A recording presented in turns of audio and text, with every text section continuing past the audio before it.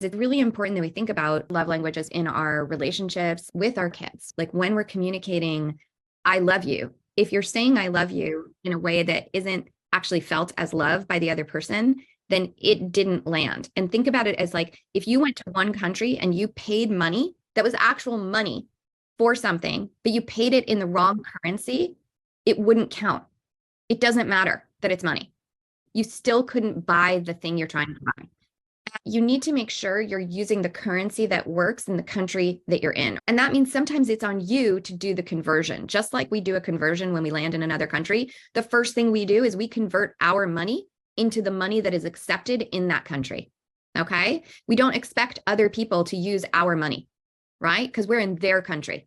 And so one of the things I want to talk about today with the love languages is to dial in and make sure you guys are very clear on each of your love languages and how you do that translation of the currency. You know, the other day I was in the car with my teenage son. I put my hand on his hand and he kind of looked at me like I was insane. And then I smiled and we were talking and I put my hand on his knee for a second, just like giving him a little squeeze. And he looked at me, he's like, what are you doing? And I was like, oh, sorry. And he's like, what are you doing? What? And I was just like, I was giving you love. And he's like, I don't need that. And I was like, cool, good, we're good.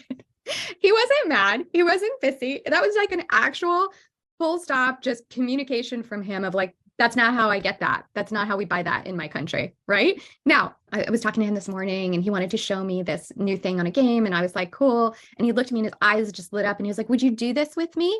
And so I sat there and I did it with him for 5 minutes. And then, I was like, I only have 5 minutes. I got to go teach. And then I had to go. And he's like, where are you going?